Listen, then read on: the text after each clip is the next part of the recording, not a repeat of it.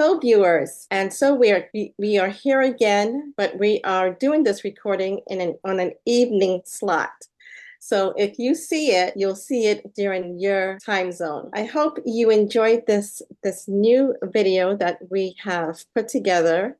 I've invited Maryruth Dillon. She has been with us for a while, and I'm so glad that she has decided to come back because we do have a few more topics under the autism spectrum that we would like to share with you. So tonight, but on your time, when you see this, it will be on a topic of journaling.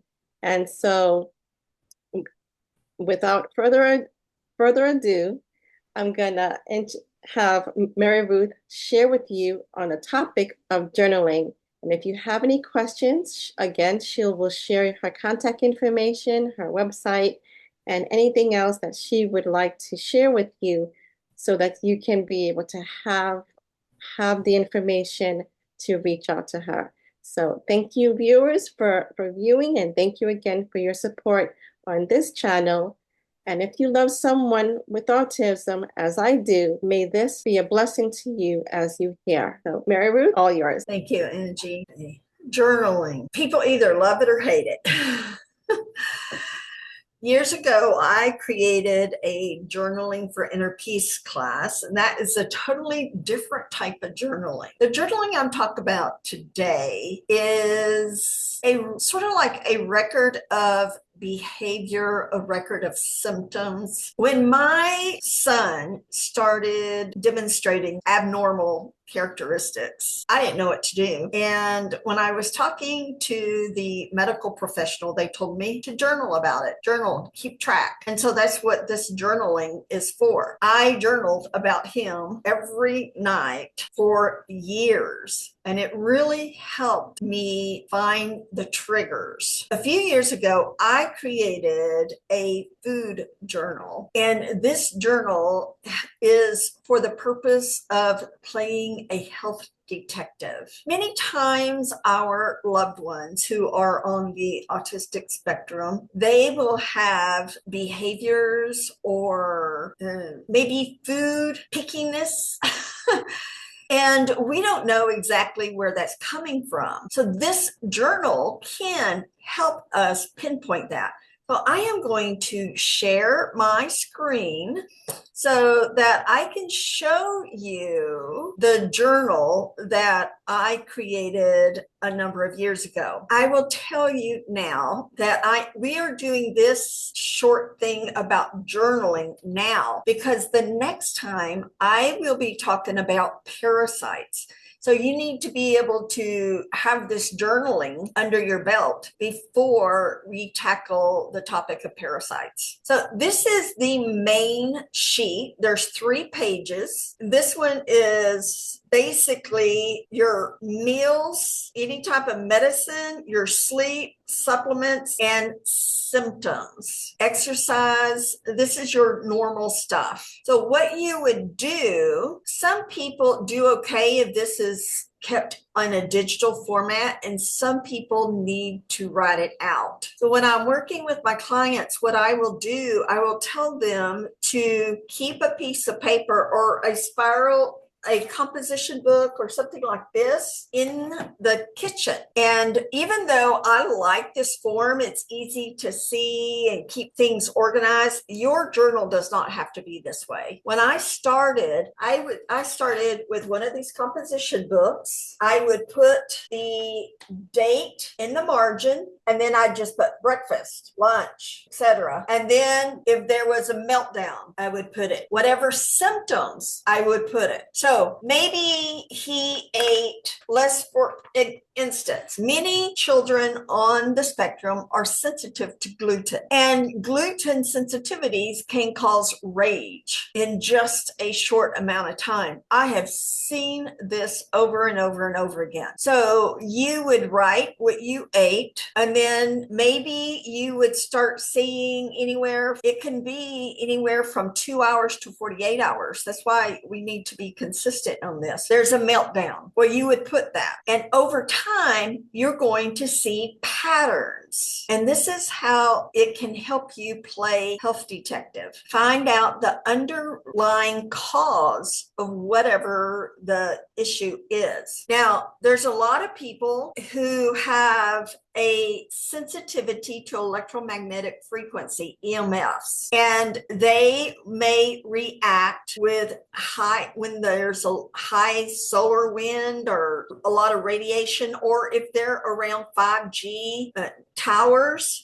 When I go around a 5G tower, I get an automatic headache, I get nauseous, and I have trouble walking. And as soon as I move out of range of that tower, I'm fine. My headache goes away, my nausea goes away, and I'm no longer having trouble walking. So on this second page, you could write down the 5G. There's like when we have storm systems coming, you could write that down. And this helps track. You see, we have reactions and we have effects. And then the third page is the full moon. I will be going into detail more about the full moon next time because it's linked to parasites in their life cycle. I know I've addressed it just a tiny bit in previous videos, but I will be talking more about the full moon cycle and the parasites next time. So this, you will write down the symptoms and what you did. So there are different ways that you can journal, as I mentioned. This is one way. Using a composition or a spiral notebook is another way. And I believe Angie is going to show you even yet another way. Okay. The thing is, it's so important to journal. Number one, sometimes your doctor will say, well, what's been going on? And you're like, well, there was this, but I don't remember exactly when. Face it, life can be very, very overwhelming when we have a child with challenges. When you journal, it helps you remember. And then when you go to the doctor or go to whatever professional, health professional, you take your journal with you, and that way you can look at your notes. Maybe your doctor put your child on a medication, and then shortly after they started doing all this weird behavior. Well, if you're journaling, if you're tracking it, the doctor can see the reactions. If you're journaling it, maybe you're having problems, they're full moon stuff, but you're not keeping track of it. Was that the full moon?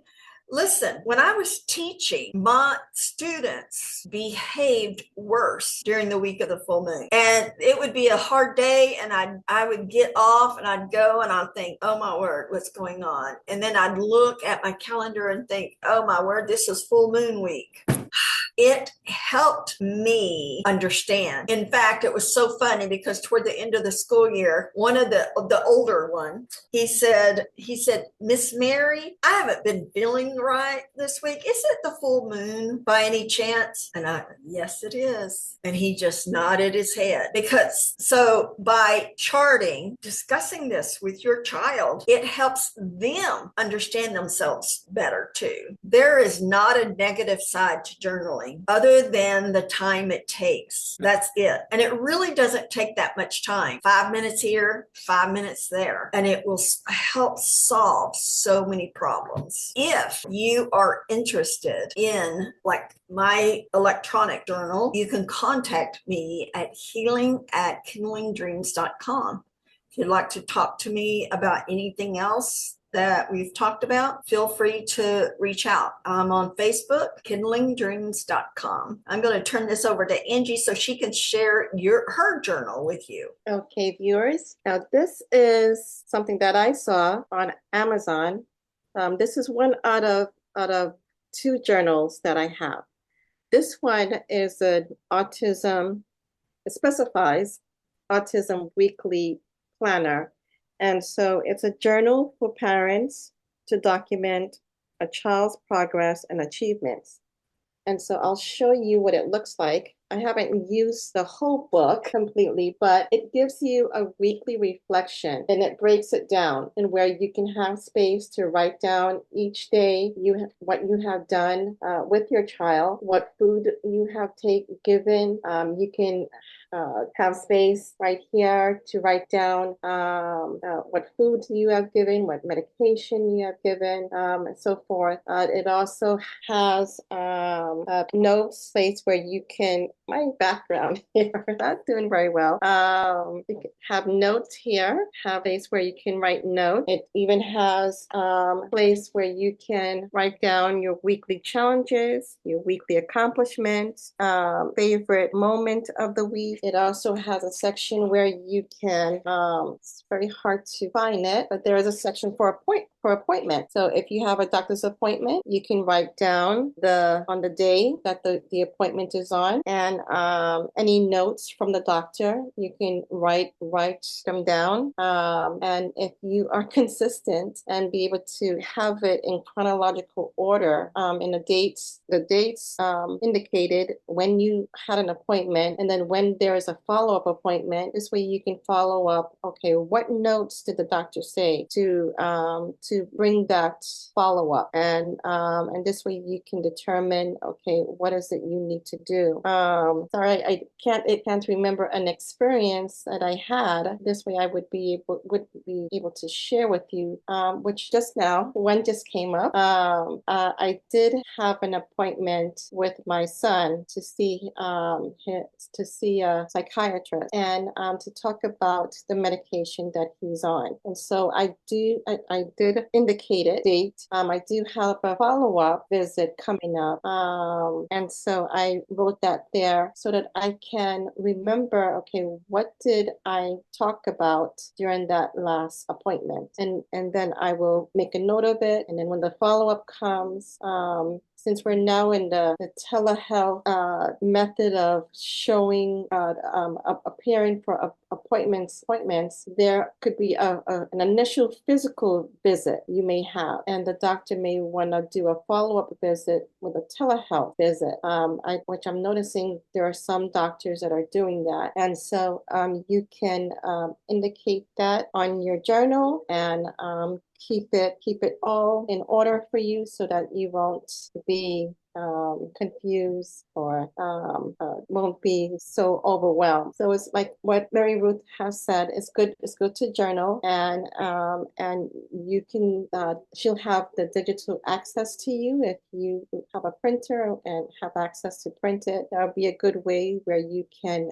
do multiple prints and have that on hand if you're not able to get something like this. So either way, I hope you have learned something about journaling and to see the importance of it and how it can be beneficial to you. So thank you again for joining us this evening. And of course, when you watch it, it will be a different time zone for you.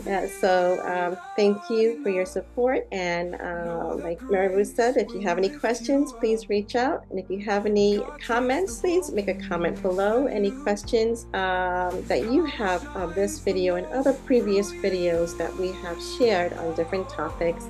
And if you haven't seen our other episodes, which this is episode 5, I will attach the playlist of all the videos that you might have not seen. So thank you again for joining us, and we'll see you next time in our episode 6. God bless. Bye.